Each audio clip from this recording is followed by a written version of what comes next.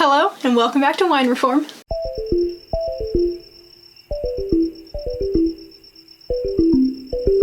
So I'm pretty excited because today we are back to wines, and well, we're always about wine, but this time we're actually going to open up some bottles of wine. Super psyched. We are going to be comparing an old world wine and a new world wine. But before we get started, do you like to feel smart? Do you like to impress your family and your friends and your coworkers at gatherings with your snooty knowledge? You do? Awesome! You should stick around. Definitely subscribe because we're pretty cool here, and if by the end you like what you learn, then be sure to give me a thumbs up and leave a very nice little comment. Okay, thank you, and back to wine. So today we're going to be talking about Sauvignon Blanc. Sauvignon Blanc, let's get out of here.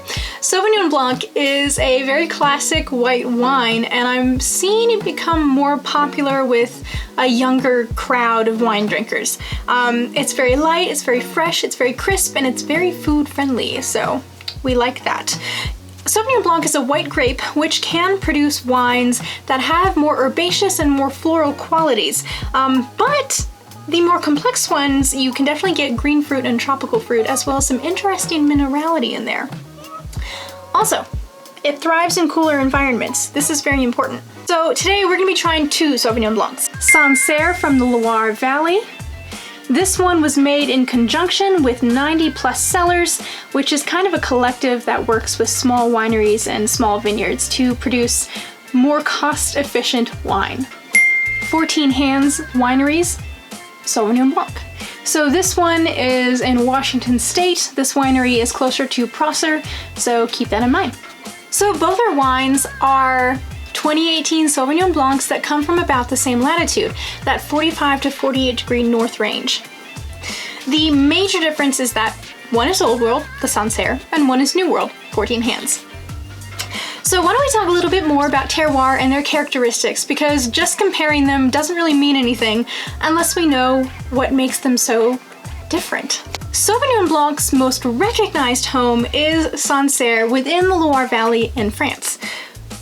Here, Sauvignon Blanc is actually the only planting permitted. So Sancerre's terroir is extremely well mapped, and because of this, our understanding of wines from Sancerre is truly phenomenal. But because there is so much, I'm going to be keeping it very brief, or as brief as I can, without foregoing important information. Sancerre has the good fortune of being on the bank of the Loire River, which keeps that environment very cool. Plus, the soil there falls into three categories. Silex, a soil made up of silica. Camaragian marl, a soil made up of limestone and seashells. And Oxfordian limestone, a very gravelly soil. Each of these soils produce a very different kind of Sauvignon Blanc, so what you taste can actually clue you into where that wine was grown. So that's a little bit about Old World wine, that Old World Sauvignon Blanc from Sancerre, but we are trying the New World as well, so let's get into it. Sauvignon Blanc is also known for doing very well in Marlborough in New Zealand, parts of California, parts of Chile, parts of South Africa, and parts of Australia where the environment is cooler. But as I mentioned, we're trying 14 Hands. 14 Hands is in Washington, so we're going to talk about that. So there's not as much information available about Washington State terroir as there is about Sancerre. However, I was able to find some. I was able to find out the American Viticultural area that our Sauvignon Blanc is from, as well as a Washington soil atlas that was made for the U.S. Department of Agriculture, which I actually thought was really cool, so I'm going to link it below so you can check it out. So the Sauvignon Blanc we're trying from Washington, it is from the Horse Heaven Hills American Viticultural area. Horse Heaven Hills sits just north of the Columbia River, so we are going to get a similar coolness that Sancerre gets from the Loire River. Horse Heaven Hills' soil is a very silty loam, which means it is an easy draining soil made of silt, clay, and sand. This actually makes it prime for grape growing. Both wines, like I mentioned, come from that 45 to 48 degree latitude range. They are from cool climates that sit on rivers, and they are grown in easy draining soil. But there are slight differences within those similarities. Sancerre sits just west of the Loire River, one that runs north-south. This means that the aspect there is about 90 degrees east. And this is important because it means that the vineyards get sun in the morning rather than the afternoon. Now, the soil from which our Sancerre Sauvignon Blanc comes from is that Kimmeridgian marl. That is the limestone and seashell soil. So any minerality we get is going to be a little different from any potential minerality from our Washington State Sauvignon Blanc. Now, Horseheaven Hills in Washington actually sits just north of the Columbia River, where the river begins to run east-west. Now, the aspect here is about 180 degrees south, and that means that depending on the time of year, the sunlight that vineyard gets exposed to is even throughout the day. The soil here, like I mentioned, is that silty loam, that sand, clay, and silt. So the minerality that we might get is going to be very different from the one that we would get from our Sancerre. All right, that's a lot of information, but it's important stuff, so stats aside, let's get tasting. But before we open it up, our goal today is to be able to pinpoint similarities and differences between our two Sauvignon Blancs from the same latitude, but totally different regions.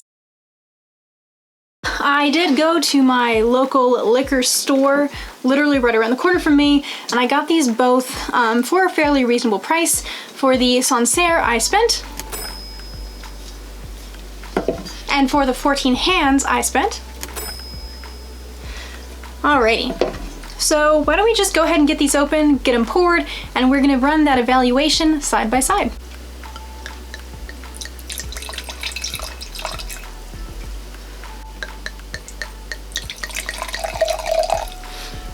Whew. Had us in the first half, not gonna lie. Alrighty, so because this is a tiny table, I'm just gonna make sure to keep the Sancerre on my right and the 14 hands on my left, and I'm just gonna mark it on screen so you know which one I'm talking about, because I can't keep these up here. It's dangerous. So I'm gonna pop these, not here, but right. Sancerre on the right, 14 hands on my left. Got it. So we're back at it with evaluating wine. So let's get back into that evaluation process. The first thing we do when we look at wine is quite literally look at it. What does it look like? What's the color? Yada, yada, yada. We'll go through it. So let's do it. We are going to start with our Sancerre. We're gonna look at it. So this color here for the Sancerre, very, very pale, lemon yellow. The intensity is extremely light. This looks like a nice, light-bodied, watery wine. Alrighty, she's cute. Okay, so Sancerre, there you are. Now, Washington State 14 hands. Good Lord, you're the same. You are also pale, lemon yellow, very light intensity. Yeah, you look the same.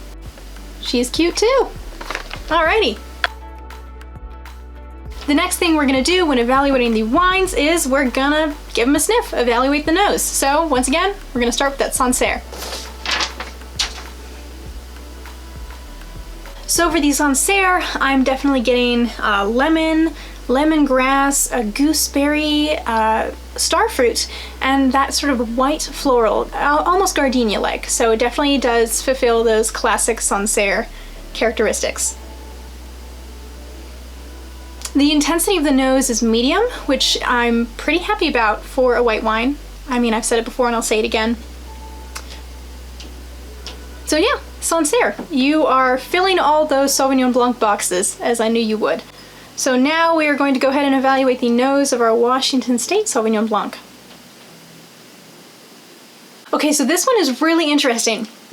If anyone watching is very familiar with hops, the first thing that I smelled was Citra hops, which is quite fascinating because I know that this is not a hop wine. That was cool, Citra hops. I also got that, so Citra hops. I also got that lemon, very strong. I got a very strong white peach, and then what came last was that sort of gardenia floral. So I got 4 aromas out of it, but it was fruitier and more powerful. And it had a medium intensity in terms of that aroma on the nose, so very interesting. So now that we have evaluated the appearance and the nose, we are going to go ahead and give them a taste, also known as evaluating the palate. So once again, we are starting with our Sancerre. Okay, so for the Sancerre, So we're gonna sit back here. So for the Sancerre, tasted everything that I could smell. The acidity was very high. The finish was medium. It was dry. And the alcohol felt medium even though we're at 13%, which for a white wine is pretty high. That was interesting. Sancerre. So now we are gonna go ahead and evaluate the palate for our Washington State Sauvignon Blanc. So let's give it a taste. Okay, so Washington State. I could taste everything I smelled. Delicious. High acidity, could feel that. It was dry, and the finish was medium. So very interesting. Also, the alcohol felt quite high, which I did find interesting because this one is at 13%, which is the same as our Sancerre. So I don't know why this one felt higher alcohol, even though it's the same. That was quite fascinating. Okay, so that was really interesting. Why don't we just wrap it up, see what we can note, and maybe make some pairings. I did find it quite fascinating how I did not get minerality out of the Sancerre or the Washington State wine. So they were both definitely more fruit and herbaceousness forward. I did get the florals out of both of them, but when I got the green herbaceous quality, it came out in the Sancerre as more of a lemongrass, whereas in the Washington State, it came out as citra hops, which was pretty cool. I do appreciate that kind of flavor. The Washington State was fruitier than the Sancerre, that is for certain.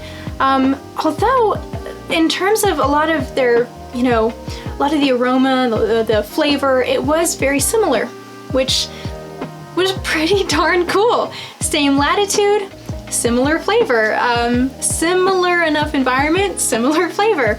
Neither of them were the most complex Sauvignon Blancs I have ever had, but they were delicious. I will say that. Now, given at the price point for which I bought them both, I'm not surprised that they weren't the most highfalutin, like, creme de la creme of Sauvignon Blancs, but they were delicious. I really do appreciate them. So, in terms of the food pairings for both the Sancerre and the Washington State, I can see them both working very well with, again, that light summer fare. However, whereas with the Sancerre, I see it working much better with lighter, crisper salads and seafoods, and the Washington State Sauvignon Blanc I see working very well with seafoods or light fried foods like chicken tempura, or maybe like a shrimp tempura, or some sort of onion rings, things that have a slightly stronger flavor, because I think the fruitiness would balance out that savoriness very well. So take what you will. So honestly, when I drink these wines, I don't see myself as someone other than who I am, which I think is kind of interesting. Most wines, like a good book, can kind of take me into the headspace of something, somewhere, or some person, or just something that's completely different. But with these two Sauvignon Blancs, I really do just feel very grounded in my own reality, if that makes any sense. But I will be enjoying these in the warm summer evenings that we have now. I'm so grateful it's warm here now. Yes! The snow caps on the mountains have started to melt, so that's how you know it's getting warm. But yeah, they were quite delicious. So Old World versus New World, take what you will, enjoy them all. They're a little different, but they can be the same in some ways. Very cool. So if you're here at the end, thank you for joining me for this episode of Wine Reform. It has been a blast to get back to wine, if that makes any sense. It was really fun getting to compare Old World versus New World wine in a wine that a lot of people are familiar with, Sauvignon Blanc. Although the Old World and the New World are quite different, we grow a lot of the same grapes, so the only difference is really the way that those grapes are expressed, which leads me to my question. Do you guys prefer Old World or New World wines? And if you do, then prefer one over the other, then why do you prefer one over the other? It's really cool. Let's get a discussion going in the comments. If you like what you saw, you like what you learned today, then be sure to give me a thumbs up, and yeah, definitely drop your preferences in the comments. Let's talk about it. It'll be fun. So it has been a blast, and I look forward to seeing you guys again in 2 weeks. But until then, cheers.